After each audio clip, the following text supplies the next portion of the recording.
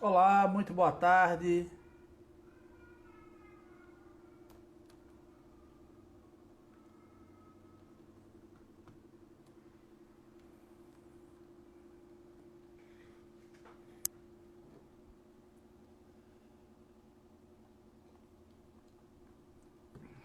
Olá, boa tarde. Boa tarde, Jaziel, Thiago, todo mundo aqui. Bom, sem mais delongas, eu vou convidar, né, para fazer parte aqui da nossa live. Nosso convidado de hoje, o professor, né, que Paulo Dutra, ele é professor, foi professor durante muitos anos da rede estadual. Boa tarde, professor, como vai? Boa tarde, André. A você e a todos que estão nos Tudo ouvindo. bom? Tudo bom? Seja Prazer muito grande conversar com você. Seja muito bem-vindo ao Rotary Clube Recife Novas Gerações. Né? Quero agradecer a sua disponibilidade por estar aqui com a gente. Aproveitando, vou lhe apresentar, né? Paulo Dutra, para quem não conhece, ele trabalhou durante quase 40 anos na rede estadual de ensino aqui do estado de Pernambuco. Ele foi professor de educação física, Não, de ainda física. gestor De... de física, educação física não, desculpa, professor de física.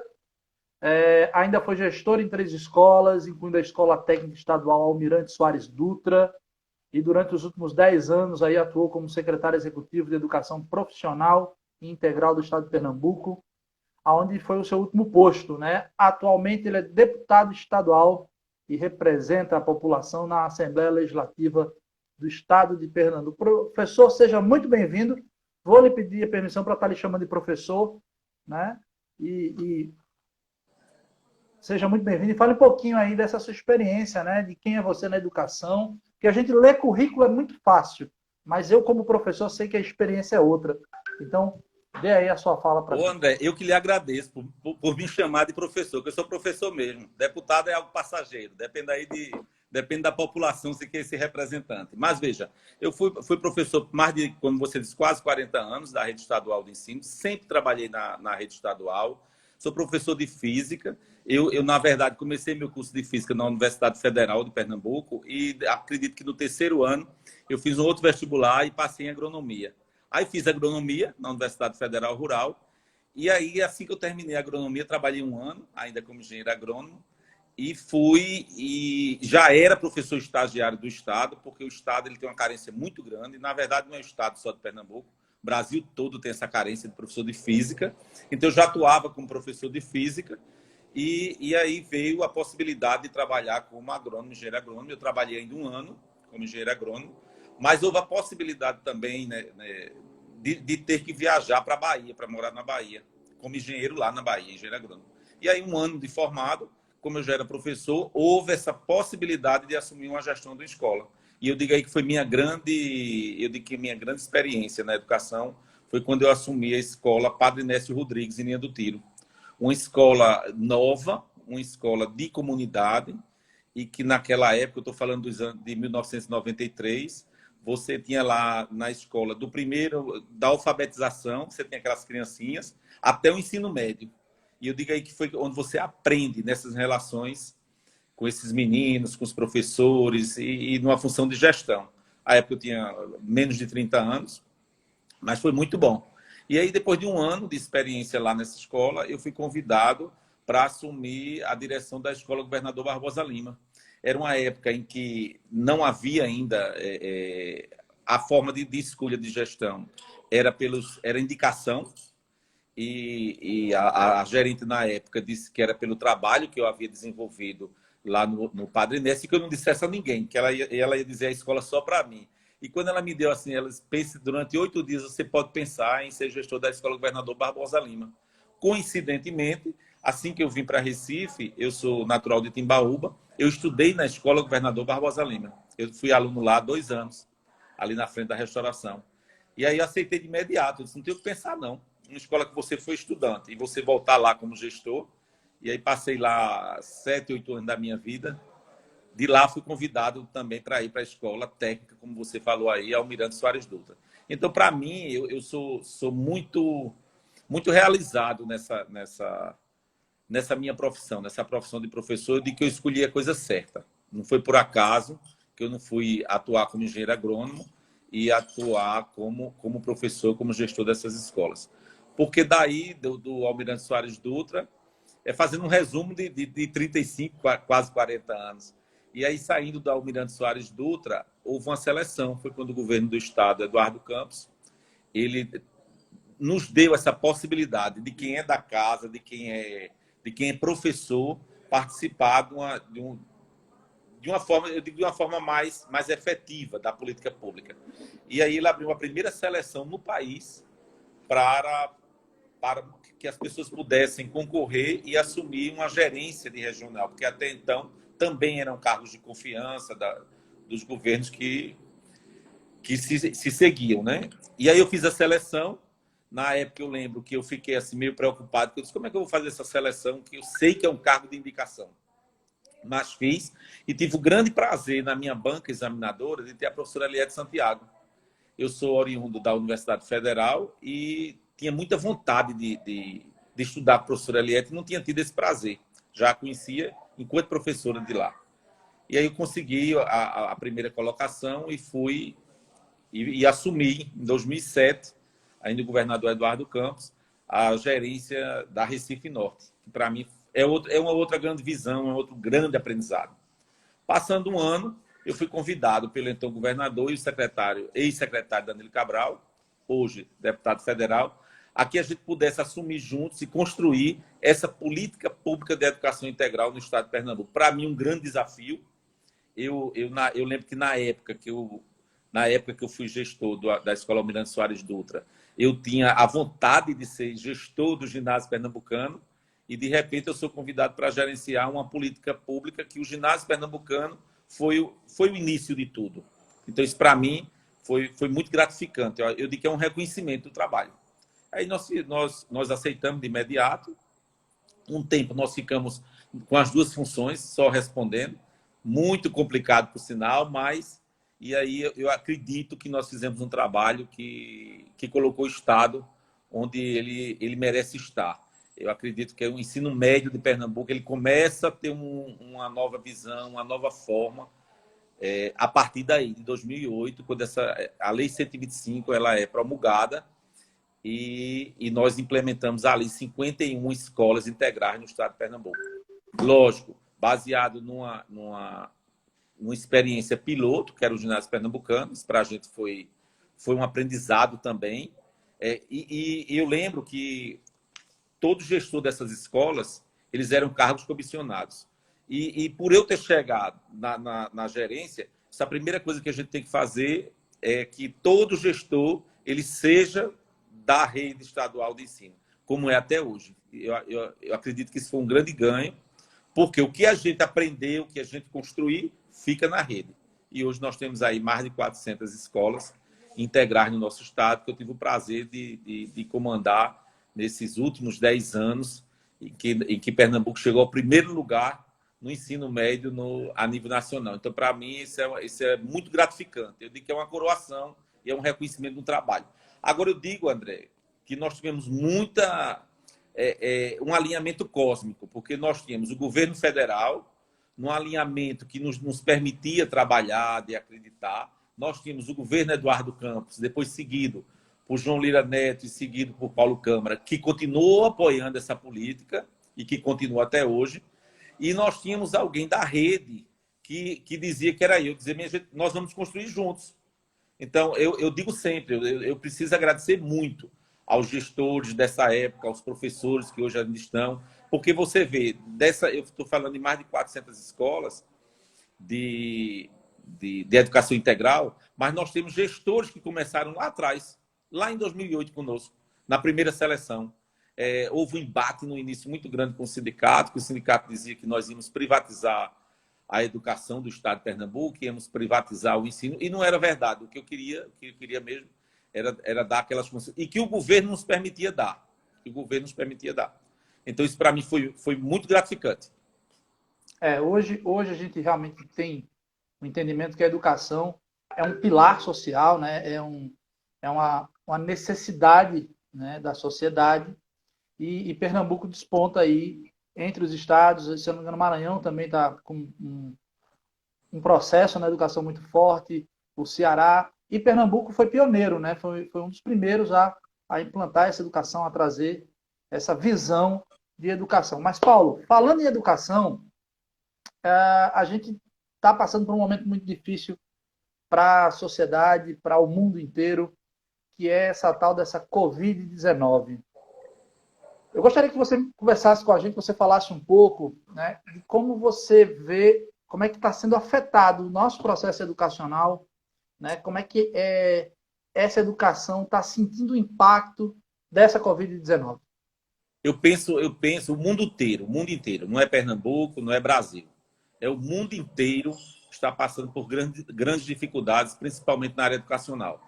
Eu acredito que o momento é um momento de diálogo, é um momento da gente aprender com os outros, aprender com quem já passou por isso. Nós estamos num estágio. O Brasil hoje é muito preocupante, porque nós não temos um alinhamento político de decisões que possam, eu digo, que tomar conta do povo, tomar conta da gente, tomar conta das pessoas. E a escola, ela é um espaço eu não diria de grande contágio, mas de grandes construções. A escola, especificamente, ela é um espaço de construção de conhecimento, mas nós sabemos onde as relações são muito fortes e onde você tem escolas com 1.000 estudantes. Então, você tem uma escola, um espaço onde passam 1.000 pessoas por dia, numa época dessa pandemia, é muito complicado. Eu penso, inclusive, e aí eu quero aproveitar para parabenizar o governador Paulo Câmara na condução aqui de Pernambuco e ao mesmo tempo deixou na volta agora, deixou de fora, pensando um protocolo específico para as escolas. Porque, André, eu penso que nós temos que nos desarmar politicamente. O momento exige que a gente tome cuidado das pessoas, tome cuidado da vida.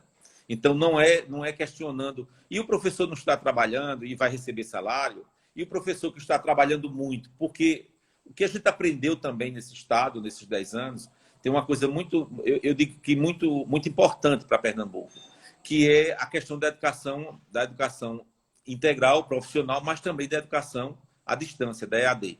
Nós temos uma modalidade EAD, que ela começou lá em 2008, no exílio de 2008, e que em 2010 o ex-governador traz para a responsabilidade de volta, traz para a Secretaria de Educação, e nós tivemos o prazer de ficar à frente de 2010 até o ano passado, um ano e meio atrás.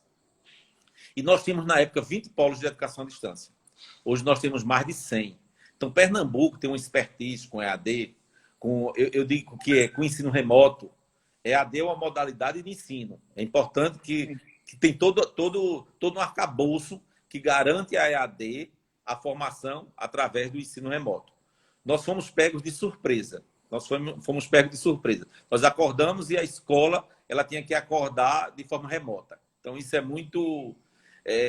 foi muito doloroso, é muito doloroso para todo mundo. Mas nós temos professores que já lidam, já trabalham dessa forma muito bem, e temos os professores que tiveram que aprender. E nós temos que ter um olhar especial para esses professores. Eu sou um desses, inclusive, né? Porque você sabe, eu sou professor de carreira, professor da rede estadual, e estou virando youtuber, estou fazendo live no Instagram para dar aula, ou seja, realmente é um momento de muito aprendizado para a gente. E o que é EAD? EAD não é você pegar uma aula presencial, gravar e que os alunos estudem. Tem uma interação diferente, tem uma forma diferente e que o professor precisa de formação para isso. E, de repente, nós nos pegamos assim, em casa, e tendo que dar aula, porque o mais importante de tudo é que fique claro que perdas todos nós estamos tendo. Todos nós vamos ter perdas e grandes perdas, porque vidas estão sendo perdidas aí, cerca de 1.000 no Brasil por dia. Então, nós estamos vivendo um momento de guerra. Então, perdas nós vamos ter. Agora, a gente não pode perder o foco. E o foco é a aprendizagem para esses estudantes. O foco é não ficar na letargia, é não ficar esperando, é aprender fazendo. As pessoas às vezes dizem, mas vai ficar mal feito. Mas a gente precisa sair desse marasmo que é o isolamento, se você ficar sem um objetivo, se você ficar sem fazer nada. Então, eu penso que os nossos governantes, os nossos líderes, eles precisam ter esse olhar especial, principalmente para os nossos estudantes e professores. E professores. Eu sou de uma época no estado que nós tivemos um programa muito interessante, que era o Professor Conectado. Então, foi dado um computador para todo professor. Então, a gente está chegando numa época que o professor, nós estamos numa época que o professor precisa trabalhar, seja como você disse, no celular, seja no computador. Então, está na hora do governo chegar junto também, diversas necessidades, para que a gente não chegue com irresponsabilidade de voltar, de abrir, porque a economia é mais importante. A economia é importante, a saúde é importante, a educação é complexa e importante, é muito complexa a questão da educação, porque eu acredito que é um lugar onde mais pode se transmitir esse vírus e é bastante complexa. Então, eu acho que a gente precisa unir forças. Pernambuco ele está com um protocolo de até 31 de junho, sem aulas. Eu espero que isso perdure mais um pouco, até porque as autoridades estão avaliando a necessidade, se realmente está diminuindo o número. Que bom que diminuiu aqui em Pernambuco, mas é preocupante. É preocupante porque nós não temos um direcionamento nacional onde todos nós pudéssemos dar as mãos e seguir no único caminho. Assim, a educação em si, a gente sempre diz que ela foi uma das primeiras a parar e provavelmente ela será uma das últimas a voltar, né? Devido a esse ambiente propício, né? Porque é um ambiente onde você tem um contato, onde você Lógico. vai estar do campo. Aí, assim, hoje, né? Quando você pensa antes da pandemia, durante a pandemia, né? Você já disse aí que acha que realmente o governo tem que começar a abrir a cabeça para essas questões das necessidades digitais dos professores para estar se mantendo esse contato com o alunado. O que você acha que, além disso, poderia ser feito, não só em Pernambuco, mas no Brasil inteiro, né, para atender melhor essa política pública da educação, nesse momento tão difícil que a gente tem? Porque realmente a gente escuta muito, inclusive eu recebi até um vídeo esses dias, com Brizola, saudoso Brizola, né? No debate com Fernando Henrique dizendo, mas educação é muito caro. Aí Brizola devolve, cara é a ignorância. Né? E a gente sabe que é um meio que tem um problema sério de recurso, que tem uma dificuldade, e é um meio extremamente desvalorizado pela sociedade. A sociedade em si, agora a gente está tendo aí pais e mães mandando áudios para professores, para escolas, né? Vendo as realidades, porque eles têm tem 2 filhos em casa, 3 às vezes, e aí a gente sempre está com os filhos dele ali 50, 45, 50 por dia numa sala de aula, dando aula. Então, assim, o que você acha que, além de tudo isso que está sendo feito, se está faltando alguma coisa, se tem alguma coisa que pode ser feita a mais, para dar essa melhorada aí na educação? Eu penso que o momento, como eu até falei anteriormente, eu penso que o momento é de unir forças, é de ver as experiências que estão acontecendo. Nós fomos pegos todos de surpresa. O Brasil passa por um momento muito difícil, eu digo que é um momento muito binário, é o certo ou é o errado. É o que acredita, o que não acredita. Então, a gente tem que acabar com isso. Por exemplo, há uma discussão muito grande na própria academia, na própria universidade, da educação à distância. Nós temos no Brasil, nós temos já em Pernambuco, a educação à distância, nós temos a presencial. E nós fomos obrigados a trabalhar de forma remota. Vamos ver o meio termo? Eu não consigo entender, eu não consigo ver, por exemplo, a volta às aulas sem você utilizar a EAD, sem você utilizar o ensino remoto, para que você feche essa conta de 800 horas, mesmo com o Conselho Nacional flexibilizando os 200 dias letivos. Então, você não precisa ter os 200 dias letivos, mas você precisa ter as 800 horas. Mas, veja, eu mesmo de forma presencial, eu sou de uma época que eu nunca trabalhei de forma remota, eu digo nessa forma que está aí. Estou trabalhando agora. Tive o prazer do meu mestrado, meu mestrado foi sempre presencial. Eu fiz na Universidade Federal de Juiz de Fora. Então, todas essas formas que nós estamos sendo obrigados a trabalhar hoje, eu vi lá atrás, em 2012, 2013, no meu mestrado, porque eu fiz um mestrado semipresencial.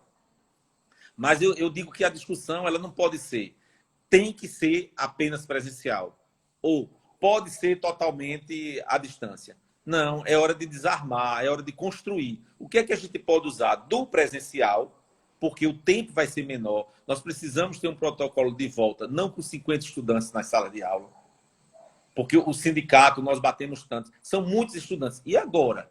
Como é que um professor, porque, veja, mesmo que se faça rodízio, o professor vai ter contato com todos os seus estudantes. A gente não pode pensar numa categoria só. Tem que pensar no estudante e no professor.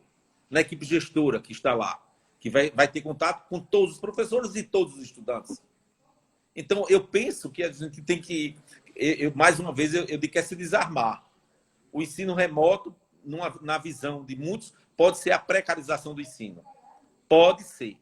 Mas a gente também tem um ensino precário de forma presencial. E vice-versa. Eu acho que é hora de unir forças para que a gente possa sair com o menor número de perdas dessa pandemia. Porque numa guerra, André, ninguém ganha. Todos nós perdemos.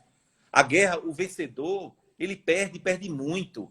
Então, nós estamos aí numa guerra com um inimigo invisível. A gente não consegue nem vê-lo. A gente só sente. E ele está levando tantas vidas. E o mais importante nesse momento é a vida mesmo. Porque sem vida não tem economia, não tem saúde, não tem educação, não tem nada.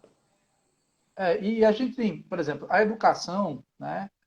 A gente vê quanto faz falta, né? Que a política educacional tenha sido feita já há muito, não, ou melhor, não tenha sido feita há muito tempo atrás.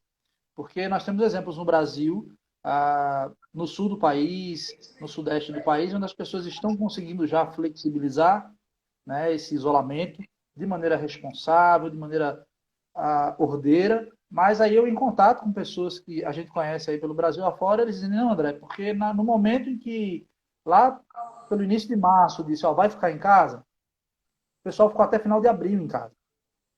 Não saía para nada. Depois disso, né, as posturas políticas de alguns e tal, o pessoal começou a flexibilizar, mas eles tiveram uma liberdade maior.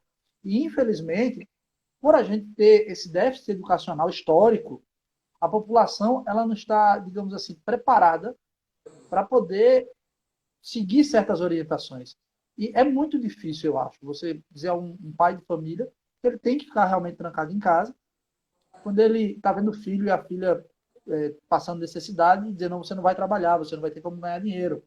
Né? E eu acredito que nesse momento a educação seria, se ele tivesse tido educação formal, né, bem feita, talvez ajudasse ele nesse entendimento ou até ajudasse ele a organizar melhor esse momento de crise. Mas, Paulo, como é que você vê aí essa crise, assim, essa educação pós-crise? Né? A gente está aí nesse momento tão difícil, mas ele vai passar. Se Deus quiser, ele vai passar. A gente sabe disso. E como será essa educação que você, de certa forma, já começou a falar aí que é necessário olhar o professor, olhar essa questão do número de alunos, mas efetivamente, né, como você pensa que vai acontecer isso? Né? A gente volta em agosto, você acha que vai ser prorrogado? Não, eu penso que tudo depende. Eu acredito que nós precisamos acreditar na ciência e ver como se comportam. Por exemplo, os números aqui em Pernambuco estão baixando. Estão baixando. Houve um protocolo de abertura de algumas lojas. Se esses números começarem a aumentar, a gente não pode pensar em abrir escola. Agora, tem uma coisa que a gente tem que ter certeza. O ano letivo, ele não é um ano fiscal ele começa em fevereiro e termina em dezembro. Ok, cabe ali no ano. Mas isso não impede que você continue esse ano. Eu digo continuar porque nós tivemos um mês de aula. Você continue esse ano letivo e entre em 2021, quiçá 2021 entre em 2022. Então, de repente, você faz um trabalho de 3 anos em 2, você reorganiza, tendo em vista essa flexibilização dos 200 dias letivos, com responsabilidade, que o estudante aprenda. Porque, por exemplo, existem uma outra questão muito séria. Nós trabalhamos com políticas públicas. O Estado trabalha com política pública. Ele tem que trabalhar para atender a todos.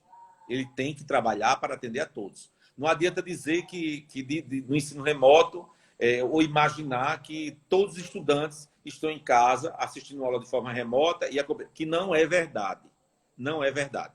Você pode ter um grande número, mas mas é um outro tipo de aula, é um outro tipo de trabalho que a gente precisa ter clareza disso. Mas veja, numa possível volta, eu acredito que você possa pegar esses conteúdos, pegar o currículo em si e rever, como se foi feito, por exemplo, no ensino fundamental. Nós trabalhávamos por série, agora por ciclo. Então, você tem o primeiro ano, o segundo ano, a criança lá com 6 anos e 7 anos, ele está no primeiro ano, segundo ano, no terceiro ano é que ela pode ser retida ou não. É por ciclo. Então, vamos pensar nessa pandemia, dando um exemplo aqui do ensino médio, como ciclo. Se vão voltar às aulas, por que não voltar primeiro? Porque nós estamos num processo de transição, de aprendizado. Por que não voltar primeiro os terceiros anos? Que tem um Enem na porta, que nós não conseguimos alinhar junto ao MEC, de que pensar no Enem, independente da pandemia, porque de imediato o ministro queria o Enem de toda forma no início de novembro. Ele já adiou por 60 dias. Será que esses 60 dias são suficientes? Eu não sei, ninguém sabe, porque o país não voltou ao normal. Já que não voltou, então a gente faz aí eu digo assim, faz uma junção do que nós temos do ensino. A gente precisa, então, dar conta primeiro desse terceiro ano, porque o primeiro e o segundo ano, eu estou falando do ensino médio como exemplo, ele pode dar conta nos próximos anos. Mas aí o Enem está na porta. E eu volto a dizer, nós não temos um alinhamento de MEC, de secretários de educação e de Concede. Você tem isso aí, é uma briga eterna. Todo dia você é surpreendido com uma medida provisória, com algo que mexe na vida educacional e sempre aumentando mais a distância entre do rico e do pobre. Ou seja, é importante que agora, mais do que nunca, nós busquemos ter uma política de governo, né? Uma política de Estado, não de governo, na verdade. Uma política de Estado e não de governo. De Estado. Política... E que esses governos, eles podem ser, tudo bem, cada um tem sua ideologia, cada um tem suas crenças, em quem você... Mas é hora de unir forças em prol do país, em prol do povo. A democracia nos permite isso. Nós precisamos respeitar as diferenças, mas tem hora que a gente tem que dar mãos, tem que dirimir essas diferenças e ir realmente em busca do mais importante, que é a qualidade de vida e o aprendizado dos nossos estudantes. Paulo, em relação ao Enem, né? Isso é uma discussão sobre a educação que está aí muito em voga. E como é que você vê essa questão do Enem, né? Que inicialmente o governo federal declarou que não ia adiar e depois acabou adiando. E daí já fica discutindo datas. Como é que você vê essa questão do Enem para esse ano?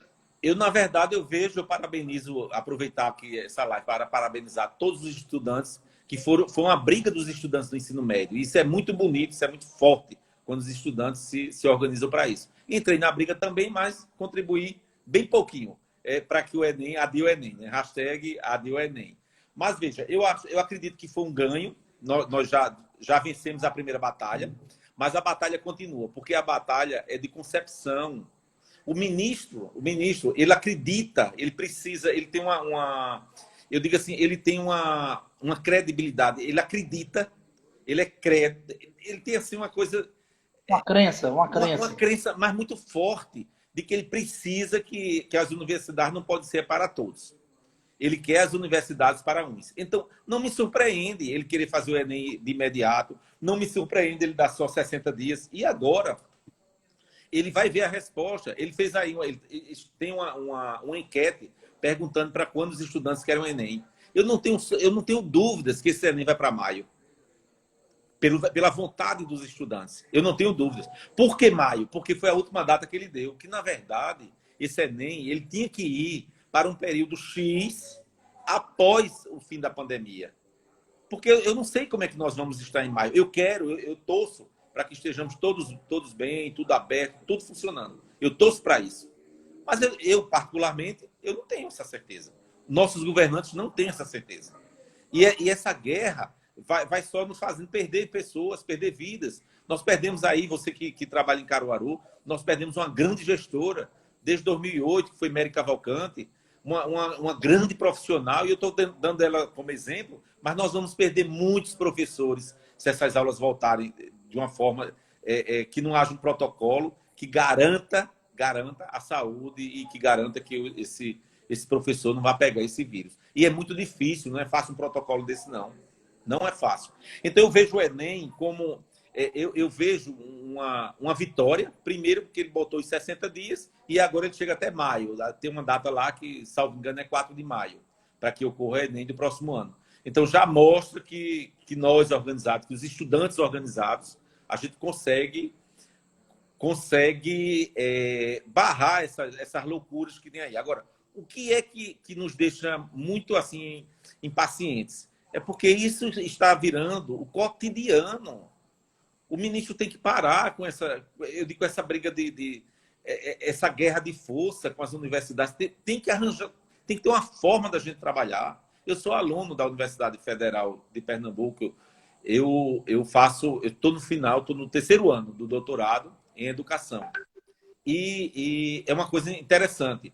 O ministro, o governo, decretou que as aulas voltassem ao normal nas universidades e nas escolas que trabalham, que são ligadas ao governo federal. Então, a Universidade Federal de Pernambuco, ela voltou, mas vários departamentos estão fechados. Então, para o governo, ela voltou. Eu estou tendo aula de forma remota, que, como eu disse aqui, eu fiz um mestrado semipresencial, então tem uma certa facilidade. Estou com uma única disciplina, pagando na universidade, é só uma tarde da sexta-feira. Mas, veja, eu tive esse privilégio de estar devendo essa disciplina, poder pagar essa disciplina. Mas tem disciplina que você não pode pagar dessa forma remota. E tem departamento que não abriu. Então, eu digo, é uma guerra. E justamente, diante dessa guerra, né, como é que os parlamentares de Pernambuco, assim como você, como é que a Assembleia Legislativa pernambucana e o pessoal da bancada federal, né, independente de partido, eu falo do Estado de Pernambuco, tem se posicionado nessa questão da pandemia? Eu tive o prazer de fazer parte desse grupo, porque nós somos lá na Assembleia 49 deputados que representam os mais de 9 milhões de pernambucanos. Então, todos os deputados, sem exceção, todos os deputados fizeram a doação de suas emendas para combate à pandemia, para combate ao coronavírus. Então, isso deu o quê? Cerca de 70 milhões para o governo. São emendas que nós temos anualmente. E, por exemplo, todas as minhas emendas, cerca de 1.800.000, foram para a saúde. 1.700.000 para o coronavírus e outros para 2 hospitais aqui de Recife, compra de equipamento. E vários deputados fizeram isso. Então, eu acredito que aqui em Pernambuco nós estamos tendo um alinhamento. Nós temos um alinhamento da Prefeitura do Recife, nós temos um alinhamento do Governo do Estado, nós temos um alinhamento com o Poder Legislativo, que tem ajudado na medida do possível. Os municípios que pediram que a Assembleia precisa votar, nós votamos de imediato o estado de calamidade desses municípios, para que agilize as compras deles. Quer dizer, o trabalho da Assembleia, eu penso que ela está sendo bem eficaz. Nós estamos trabalhando de forma remota, nós temos reuniões semanais das comissões de educação, das comissões de modo geral, são 16 comissões. Eu sou titular de 3 comissões, a Comissão de Educação e Cultura, da de Ciência, Tecnologia e Informática, da de Esporte e Lazer. Então, nós temos reuniões semanais e todas as quintas-feiras nós temos a nossa plenária, onde todos os deputados participam. São reuniões gravadas, são transmitidas ao vivo pela TV Alep. Eu tive o prazer de, juntamente com o secretário Fred Amâncio, fui eu que levei essa proposta junto ao presidente, da gente fazer um convênio. Então, hoje, as aulas em Pernambuco Educa Mais PE. Educa Mais PE. Educa Mais PE. Ele está sendo ao vivo pela TV Alep, e daí o Pedro Paulo, que é dono da TV Nova, também está fazendo essa publicação, tá? Está republicando para que esses estudantes tenham acesso. E nós fizemos essa parceria com a Secretaria de Educação, que eu penso que após a pandemia ela não pode parar. É uma TV a mais, é uma forma a mais que a Secretaria de Educação tem de chegar aos estudantes. fomos criticados. Aí alguém diz, mas não chega no estado todo. Mas onde tem TV Alep, onde tem o canal 22, eles podem assistir a aula. Então, eu acho que nós estamos caminhando. Só que a guerra ela é muito pesada. A guerra ela exige muito de todos. Então, a gente precisa, sim, precisa dar as mãos para vencer esse inimigo. Então, vê só, tendo em vista todo esse processo, né, a gente sabe que vocês têm um retorno muito grande da população e, nesse momento, mais ainda, a população tem entrado em contato, né, pelas redes sociais, entrado em contato pelas mídias. Como é que está sendo esse retorno com vocês aí, né? A população, ela tem demonstrado essa preocupação, ela tem indicado caminhos, ela tem participado desse momento efetivamente, ou ela tem meio que ficado em stand-by, aguardando, esperando para ver o que acontece? Eu penso que a população tem ajudado. Nós estamos num momento muito difícil, André, da política brasileira. Eu digo que a população em si, as pessoas não querem ouvir falar de política e eu acredito que, de certa forma, estão generalizando muito. Nós tivemos uma renovação política na Alep de mais de 50%. Eu faço parte desses novos. Eu não sou novo, mas faço parte dos novos que entraram. E nós temos tentado fazer a diferença, porque você sabe que numa equipe, num grupo, quando muda um membro desse, ele é substituído, esse grupo ele se reorganiza. Então, acredito que nós estamos tentando fazer o melhor, eu pelo menos estou tentando dar o melhor de mim. É muito desafiador, não é fácil, mas eu tenho dito, quem tem nos procurado, nós temos feito... Eu estou lá como representante desse povo, estou representando o povo para as políticas públicas. Eu lembro que nós fomos procurados por uma mãe, eu gosto muito de contar essa história, é uma mãe de uma criança, ela é deficiente física, e ela passava... Eu nem sabia que em Recife tinha parque para cão. Disse que tem o Parque Cão. E ela ia passando, a criança ia passando, disse, mamãe, deixa eu brincar naquele brinquedo, porque aquele brinquedo foi feito para mim. E ela me procurou e pediu que nós colocássemos uma lei de que nos parques públicos pudessem ter brinquedos específicos para pessoas com deficiências. Então, veja, eu digo que essa lei não é minha. Eu atendi uma necessidade de um grupo de inclusão para incluir essas crianças, esses jovens. E aí essa lei ela foi aprovada e todo o parque, todos os brinquedos que foram colocados em parques a partir de agora, no mínimo 5% são de brinquedos para a inclusão, para as pessoas com deficiência. Então, veja, eu estou lá fazendo meu trabalho e eu digo sempre, se quer, nos procura, porque a gente está ali para isso, para representar vocês. Agora, sei da dificuldade, mas sei também, André, que qualquer mudança, principalmente num país democrático, ela é feita através da política. Então, nós não podemos endemonizar a política, não. Nós precisamos cada vez mais procurar bons políticos. Nós precisamos cada vez mais cobrar dos políticos que nós colocamos lá. Porque é através da política. Eu digo sempre, Eduardo Campos tem entrado lá em 2007 como governador, foi ele que abriu a possibilidade de ser um gerente de CRE. Senão, até hoje, eu estava como diretor. Não é demérito, não, ser diretor.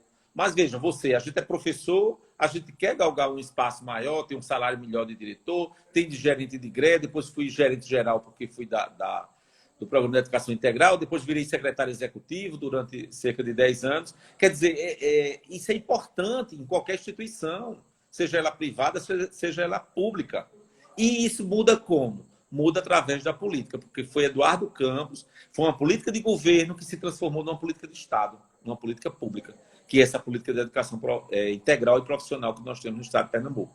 Então, eu acho que a gente não pode endemonizar a política. É o contrário. As coisas acontecem através da política.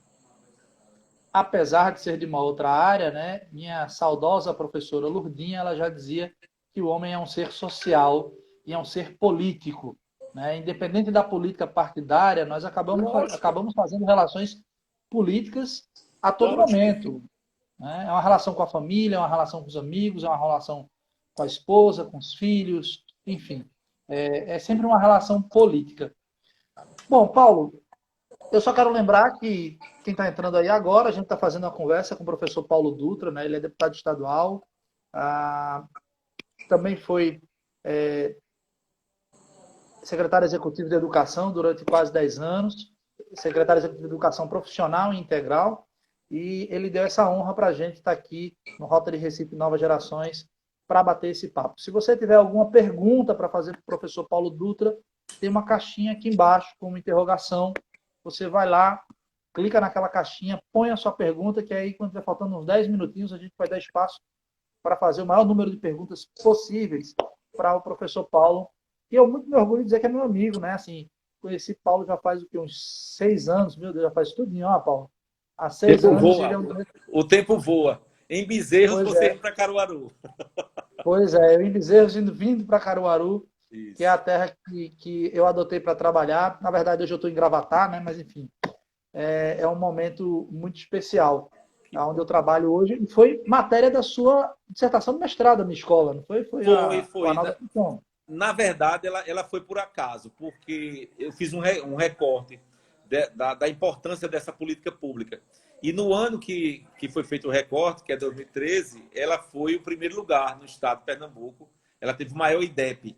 Eu fiz um estudo em cima daquela escola que teve o maior IDEP e menor IDEP, para que a gente pudesse ver a eficácia dessa política pública. E aí a escola que você, o Arnaldo Assunção, nesse ano, para nossa surpresa, ela foi a escola mais bem avaliada. E o Arnaldo Assunção, ela entrou em 2008 no programa de educação integral. Ela tem uma história muito interessante, porque nós vínhamos numa briga muito grande, eu digo numa briga de conceitos, de concepções mesmo. Como você, desde o começo a gente fala, eu sou professor da rede, e na hora dessas escolas se transformarem, nós tínhamos uns critérios. Era uma escola que fosse reconhecida como ensino médio, uma escola que os professores já fossem de ensino médio, para que a gente não pudesse ter o menor ruído possível para remanejar esses estudantes, esses alunos. E o que é que acontece com a Arnaldo Assunção? Ela nunca tinha tido ensino médio. Então, para mim, foi uma surpresa. Não vai dar certo, porque você tem que mudar toda uma cultura da escola. E a professora Fabiana, não sei se ela está nos assistindo, mas ela foi muito guerreira nessa mudança e nós conseguimos. Está lá até hoje. É uma escola que a diretora continua até hoje, desde 2008. Carinhosamente, eu a chamo de minha patroa, né? Sempre da minha patroa, ela, para com isso, menino, mas é verdade, é uma pessoa muito querida que nos abraçou. E como você certa vez comentou, eu me achei naquela escola, dali não saio mais, a não ser que seja para alçar voos mais altos, mas dali é minha segunda casa, minha terceira casa, na verdade, né? Bom, porque tem a minha casa em Gravatá, tem o meu apartamento em Caruaru, onde a gente vai para o trabalho, e tem a escola, que a gente passa mais tempo lá do que em qualquer outro lugar. Verdade. Bom, Paulo, aí eu queria que você fizesse aí também uma fala sobre a sua experiência como paciente, né? Que é um momento muito difícil, a gente acredita que não deve ser bom para ninguém ouvir essa história de, olha, você está com Covid, né? Você pegou a Covid. Como foi isso, Paulo? Você até comentou essa semana, né? Que só pensava em saco preto. Como é isso?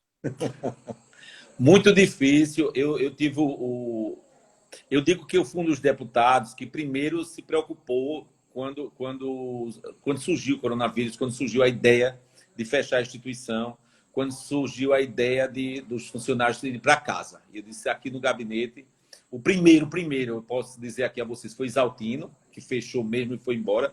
E logo em seguida eu disse, não, minha gente, vamos fazer aqui um rodízio, basta vir uma pessoa e vamos cada um se cuidar. E eu também. Então, eu me cuidei. Eu não saí de casa, eu entrei em quarentena e, de repente, eu me vi com Covid. Eu cheguei em casa, eu fui em Timbaúba numa sexta-feira e no sábado eu amanheci com febre, dia 3 de abril. Por que eu faço questão de dizer que foi 3 de abril, da sexta para o sábado? Porque na quarta-feira seguinte, no dia 7 ou dia 8, mais ou menos, foi confirmado que eu estava realmente com Covid. Eu tive 10 dias de febre. Eu fiquei... As pessoas dizem que, não, por ser deputado, teve todo um atendimento especializado. Mas, minha gente, é um momento. O país, o Estado, ele está passando por algo muito, muito sério. É uma guerra. Então, não tinha. Eu tenho plano de saúde. É bem verdade. Há mais de 20 anos que eu tenho plano de saúde. E tenho o SACEP também. e tem o SACEP também. Mas eu não fui para nenhum dos dois. Porque lá, parece que foi ontem, 3 de abril, é tão pertinho. Mas era o início dessa pandemia aqui.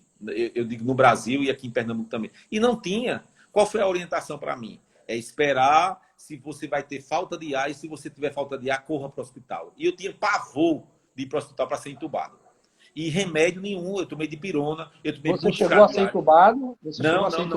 Eu não cheguei aí para o hospital. Eu tive 10 dias de febre, como eu disse, sendo controlado e acompanhado. Fiquei só, literalmente só em casa.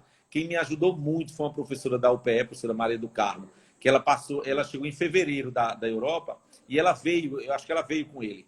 E ela ia me dizendo, olha, vai acontecer assim, tudo que ela ia dizendo ia acontecendo. Era febre, era dor de cabeça, era diarreia, era a perda do paladar, era a perda do olfato nos 4, 5 dias. E vai vendo se ele vai voltando. E essa ânsia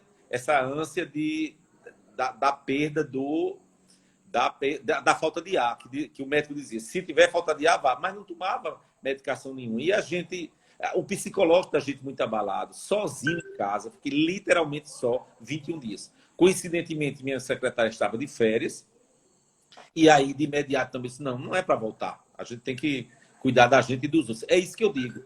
Aí, quem fazia a limpeza do quarto, quem passava pano ali com febre, fazia, não deixe de limpar seu quarto, passar um pano com água sanitária. Então, toda manhã eu fazia aquilo ali, mesmo com febre, mas porque não existia um protocolo. Por exemplo, agora, toma cloroquina, não toma cloroquina, azitromicina, o ivermectina. Não, em 3 de abril, ninguém falava nisso. Para você ver como isso mudou. E que a gente está vivendo uma guerra. Agora também não pode ficar parado. E aí, no 12º dia do Covid, eu achei que estava com falta de ar e liguei para a médica e disse, vamos agora. Mas não se preocupe, depois do 12º dia você só melhora.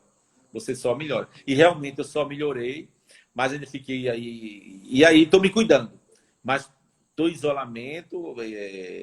Minha mãe voltou para casa de 81 anos e ficou esses 4 dias ainda comigo em casa, né? Do sábado até a quarta-feira, quando meu irmão levou. Mas é uma coisa assim apavorante. E numa época em que a televisão só mostrava o número de mortes. Só mortes. Eu lembro de uma das vezes que eu liguei para o secretário de saúde, disse André, e disse também a Nilton Mota. Nilton Mota é amigo meu e está nesse... E eu disse, pelo amor de Deus, começa a mostrar os que estão ficando bons. Sim, outra coisa. Nas redes sociais, ele é deputado, no instante ele fez o teste. Não. A sorologia, eu marquei 3 vezes e 3 vezes acabou o teste de sorologia. Paguei lá, eu fiz no português, R$ 350 para fazer, mas já tinha passado 38 dias, eu acho que eu fiz a sorologia, porque não tinha. Então é isso que eu digo, a gente vive num momento de guerra. As pessoas se igualam, mas a gente tem que ter muito cuidado. Eu digo que nós estamos num momento de abertura, mas é importante que se fique em casa, é importante que não ache de ir para o comércio. Eu tenho saído só para feira, até porque estou trabalhando em casa também. E de que eu fiquei com mais medo do que antes. E que dizem que não pega mais. Mas dizem, mas não tem nada científico. Paulo, a gente tem aqui algumas perguntas, né? Uma que eu acho que não quer calar. A maioria delas você já respondeu, mas eu acho que o pessoal chegou depois, então eu vou pedir para você fazer um resumozinho. Primeiro, a respeito à volta às aulas. Quando é que você acha que as aulas realmente vão voltar? Eu penso, como eu disse, o Pernambuco tem um protocolo de até 31 de junho as aulas não voltam, então acredito que lá para o dia 20 de junho deve estar saindo um novo protocolo, uns 10 dias antes, mas eu acredito que se continuar diminuindo o número de casos, provavelmente se pode pensar em voltar, mas eu acho que tem que voltar com muita serenidade, muita tranquilidade. O secretário Fred, ele é muito sensato nisso, acredito que ele está construindo um protocolo para não colocar em risco ainda mais os estudantes e principalmente os professores. E Paulo, como é que a gente pode trabalhar, acho que você também já, de certa forma, já respondeu, mas aí, como trabalhar a equidade do estudo em casa, né? Já que nem todo mundo tem acesso à internet, a computador, a smartphone, né? Às vezes o smartphone, a mãe tem um smartphone sai para trabalhar, só chega à noite, e é aquele smartphone que não aguenta baixar uma foto. Não tem, né? Baixou a foto, ele trava. Né? E em relação aos alunos que renderem, a questão Eu acho que essa pergunta aqui, ela pergunta, é a Carolyn que está perguntando. Os alunos que não renderem referente à falta né, desse material, eles vão ser prejudicados de alguma forma? Né? Entendi. É Quando, isso. André, só esclarecendo na pergunta anterior, quando eu falo principalmente os professores, é porque os professores, numa volta de professores, eles voltam com todos os estudantes. O aluno tem rodízio. O professor não tem como ter rodízio, porque ele precisa ensinar a todos. Por isso, principalmente, ninguém é mais importante que ninguém, de forma nenhuma. Mas veja, a carência é grande, a carência é grande. Eu comentei aqui nessa live já que nós tivemos lá atrás um programa do governo que ele era o professor conectado, ele dava um tablet ao professor, era numa forma de inserir o professor nesse mundo digital. E amanhã a gente está entrando com indicação para o governo do estado, para o secretário Fred Armantes, que ele possa ter um olhar especial para ver esses professores, porque nós estamos falando dos estudantes, mas também temos professores que não têm acesso, não tem como fazer não, viu, André? Nós tivemos um programa também do governo, que era o jornal. Todo dia você recebia seu jornal em casa. Eu penso que está no momento também do governo pensar num programa que vai auxiliar os professores a ter seus computadores, seus smartphones, seus celulares, que eles possam, inclusive, mandar a tarefa para os seus estudantes. Mas, veja, eu falei anteriormente que a gente precisa se desarmar.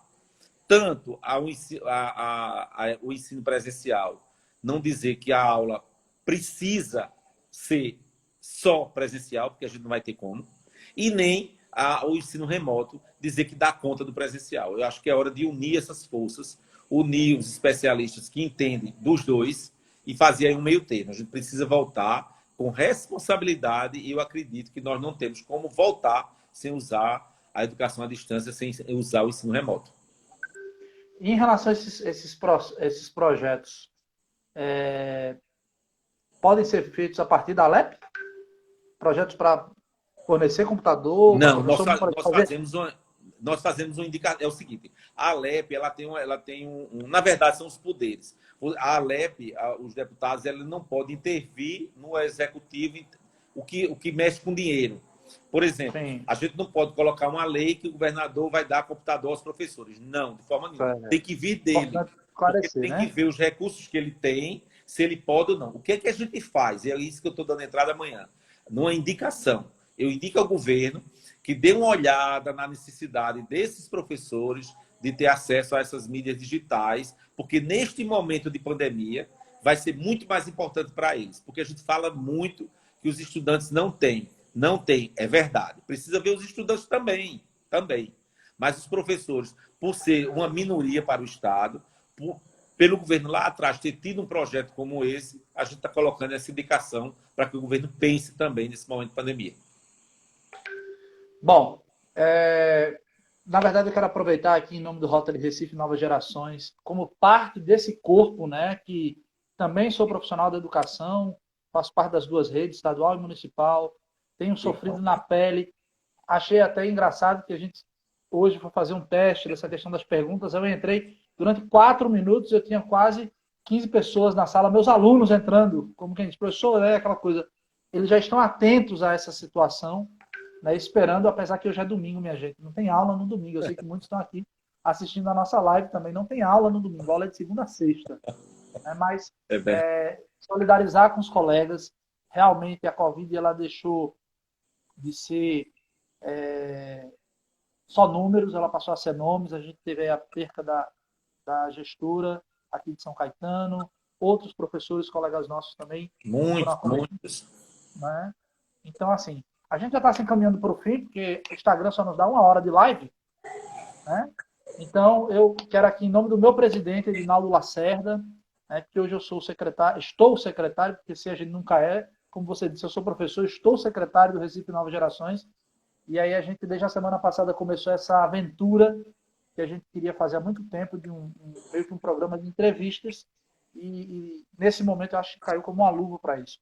A gente teve a semana passada o Evaldo Costa, e você nos deu a honra, e realmente quero dizer que fico muito honrado em poder estar aqui representando o meu clube, de certa forma representando a classe de professores, conversando com você, que é muito querido, você sabe disso, todos nós. Obrigado. Da Educação Integral do Estado de Pernambuco.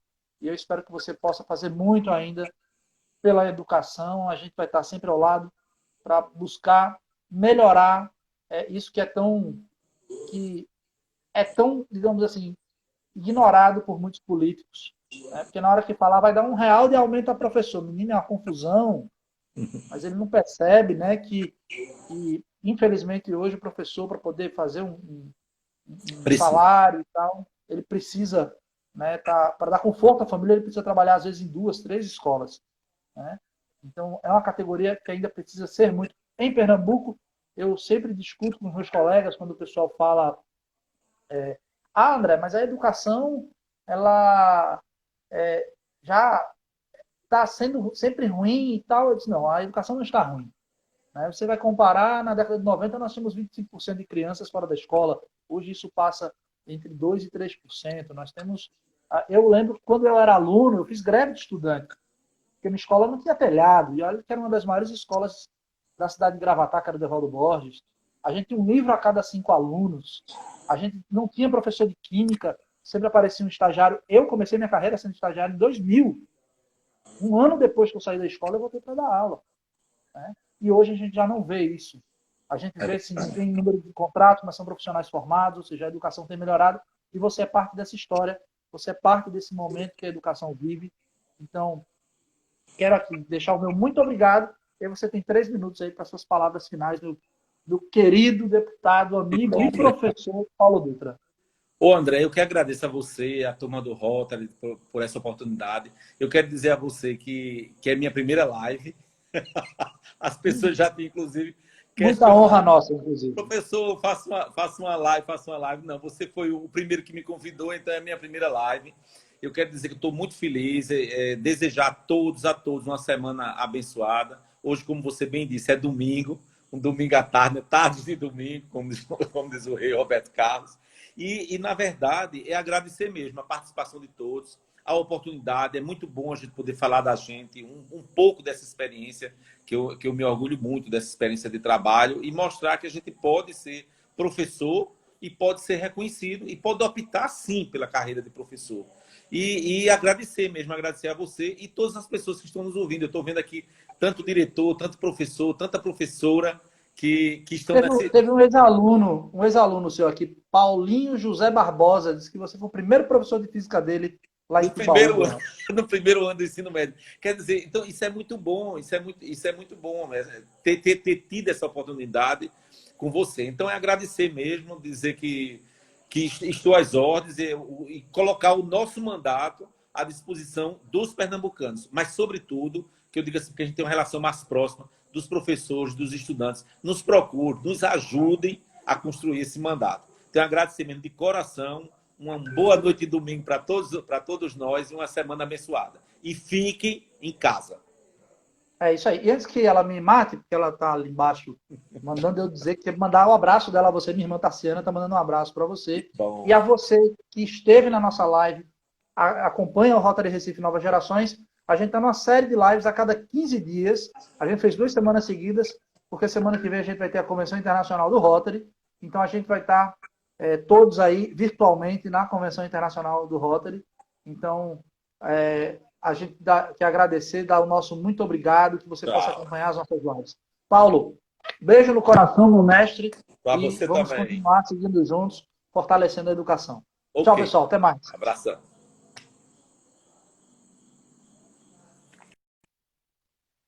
É isso aí. Foi mais uma live do Rotary Recife Novas Gerações. E daí agradecemos mais uma vez a sua presença, a sua paciência, como diz Faustão, né? Para não ser plágio, a sua audiência, a sua paciência, e que você possa estar acompanhando. A cada 15 dias a gente vai estar com uma live trazendo para vocês assuntos relacionados à Covid ou não. E aí daqui a 15 dias a gente vai estar com um técnico, né? Na verdade, ele é um doutorando lá da USP de São Paulo, né? O Dr. Weiss, doutorando Weiss, né? Acho que é isso o nome dele. Ele está vindo fazer com a gente uma live também para explicar um pouquinho sobre isso, tá certo? Muito obrigado, fiquem com Deus e até a próxima.